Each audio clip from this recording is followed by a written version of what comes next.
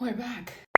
By the way, this is your reminder that if you do not speak Dutch, I make subtitles on YouTube. Turn those on because there are quite some parts in this video where either me or my parents are speaking Dutch to each other and you might not understand what is going on.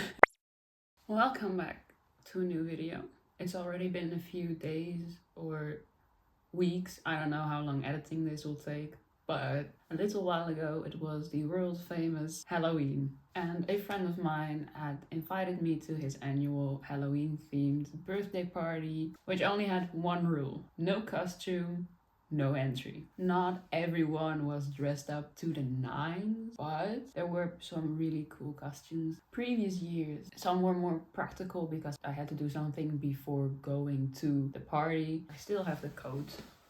I wore this coat and then some other accessories like a fake cut off hand. There's a lot of different accessories, and the idea was that I could make a bunch of bad wordplays like, do you need a hand? But I'm not the kind of person at parties, so that was a little bit of a flop. Another time I went as a pirate. I think that was a really cool costume, but it's also a costume that I had been putting together for a while.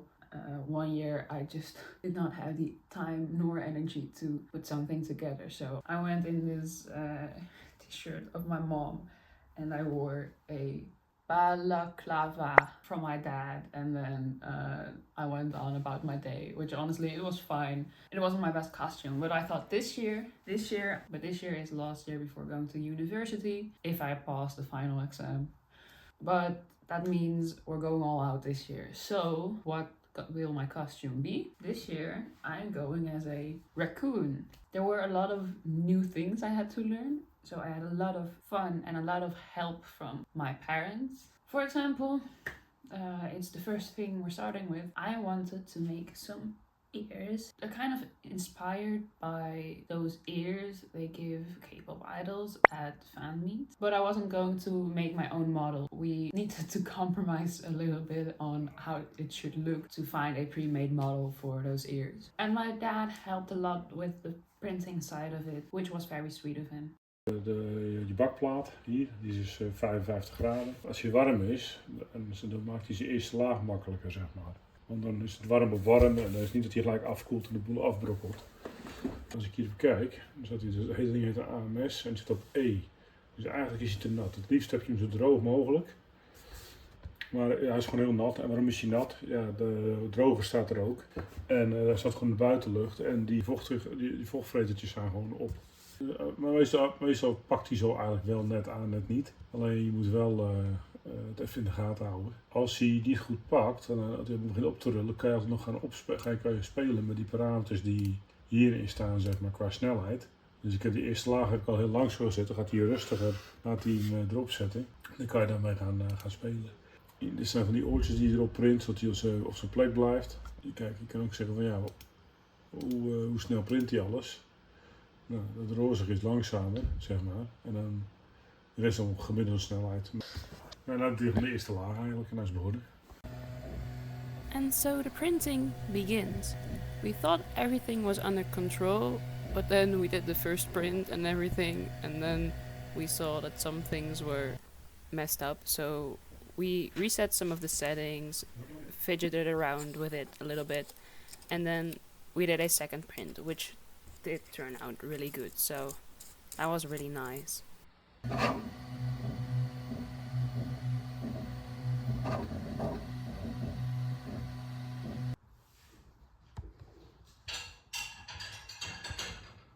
Now, you are probably wondering, why am I suddenly making pixel art?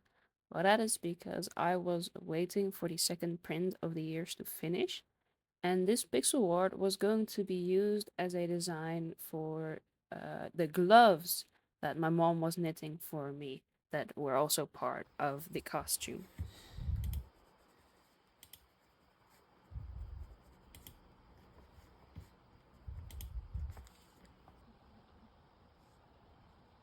This was all quite a long while before the party, and I kind of forgot about it until about 3 days before the actual party.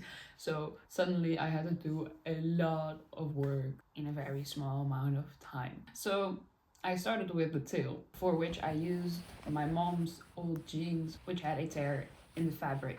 I started by undoing the seams of my mom's jeans until I got a good amount of fabric to use. It was quite a bit of time consuming work, and I still am wondering whether there would have been a better way to go about it, but at least it got done. And then I cut off the parts of fabric that I did not want to use and started ironing my fabric to prepare it for my next steps. Fun fact, I suck at ironing. I take way more time than it probably should, and for some reason I tend to work wrinkles into the fabric rather than out. But eventually we got there. For the sewing part, we wanted to make it a little bit 3D, so my mom was teaching me how to take that into account when making your 3D piece of fabric flat. Kind of like when they make corsets, but I don't have a object I know I want it to go around. I need to make the object, so I need to think about how certain parts fold. Je gaat dit punt, ga je 3 hokjes deze kant op verplaatsen. Om dus die V hierin te krijgen. 1, 2, 3 hokjes. En dat betekent dus ook dat je deze lijn, die moet je hier af laten buigen. And then I got to work, drawing an outline and cutting it, and then pinning up the gap to make sure it does not budge when I go and stitch it together. Then I got my mom's sewing machine and first started trying out some stitches on a piece of testing fabric. Kan ik niet nog langzamer?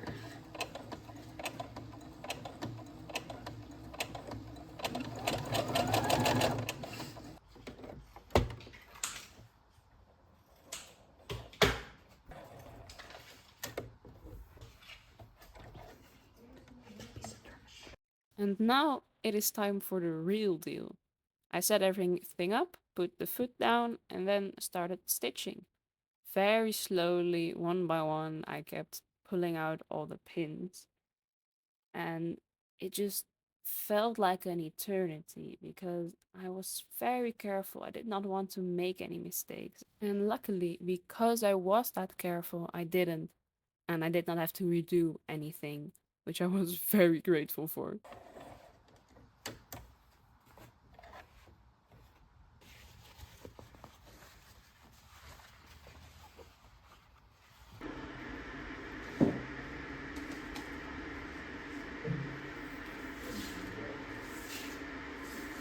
And this is the part of the video where my notes on what to say become way less elaborate and more improvised. So right here, it's the next evening because I did not have the time to finish everything. But as you can see here, I am pinning the tail to the moon and back because I am paranoid that maybe something will go wrong.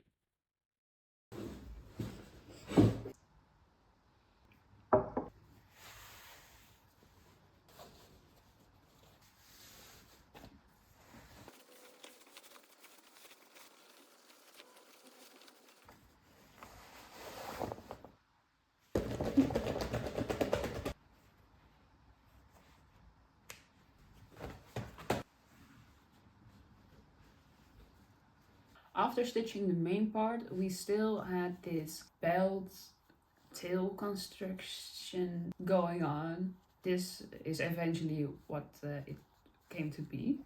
I have a belt that fits right through this little hole, and that's the way it's supposed to hold on to me, basically. I didn't know it was going to be that yet, so I had a little discussion with my mom about what would be a good way to do it and what was possible with the sewing techniques and what was the most efficient way and the easiest way to make sure it worked and stayed like that a whole party long. And then my mom showed me how to do it on the sewing machine. Achteruitstik van deze is geen zigzag. Moet je dus opletten dat je dus niet door het stiksel heen knipt, maar dat je dus echt er langs knipt. And after the very great explanation of my mother, it was my time to shine. And Eventually it got done. Then I started filling up my tail with a bunch of old t-shirts of my father we had lying around, which we were actually going to throw away. And I cut it up in little pieces to make sure to evenly distribute it throughout the tail so I could prevent most bumps from happening and disturbing the way the tail looked. Then I stitched it up and I got to try it out for the first time.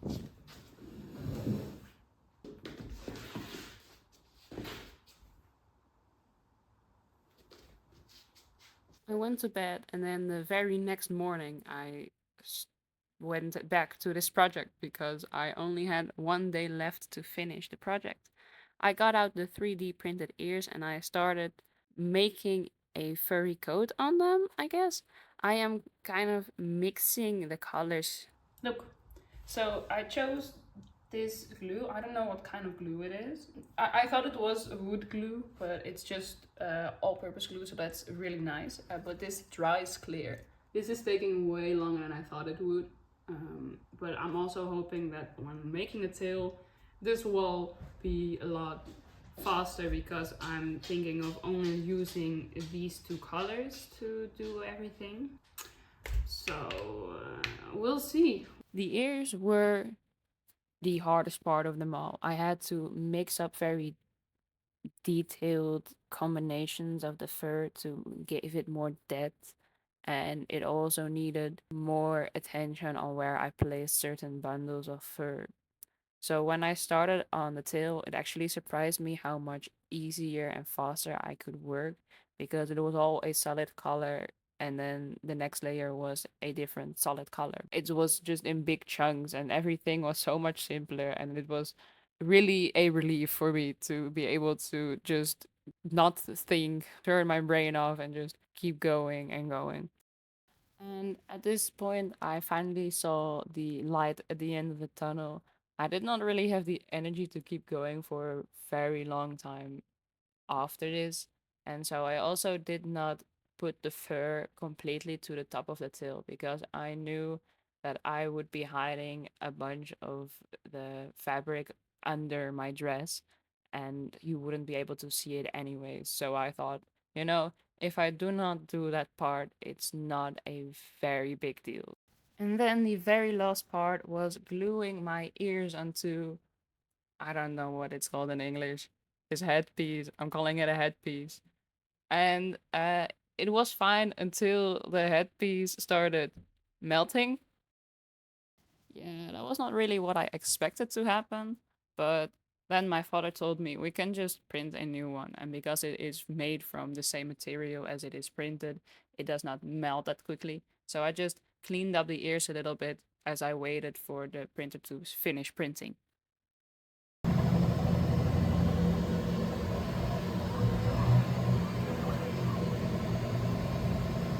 And then the actual final step was to glue them on, and then everything was done. And then on the Halloween night, it was not really Halloween, I exploded my room to get ready. I tried some things with my makeup that I quickly regretted, and then I redid it, everything, but my whole room was a mess after it. But eventually I got a great result, and I was actually really happy with how my makeup turned out. And then it was time to go.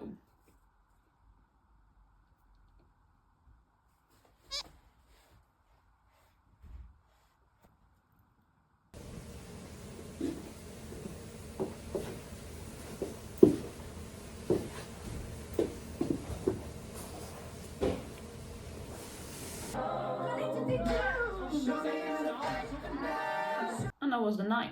I got lots of compliments on my tail. Also, people don't expect the tail to be as heavy as it is. It's really heavy. I did not wear my ears the whole night because I broke them. It was raining cats and dogs, or as they would say in the Netherlands, het regende pijpenstelen. I was racing to get into the car, then I sat on my ears and then they broke off. So I never got the chance to wear my ears. I really like this project because I got to sew again. I got to use some of the old clothes we have lying around to make a project that actually has a purpose. you know?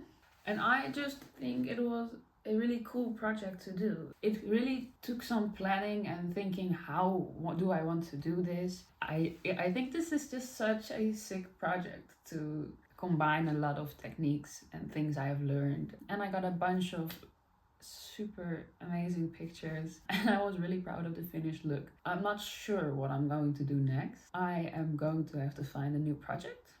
I don't know yet what the next project is going to be. There are quite a few ways this could go. I have to get to school so I can actually finish my math homework before my lesson starts. I have to go. So thank you for watching and see you in the next video. Bye bye! Before I went out, my little brother called me a furry.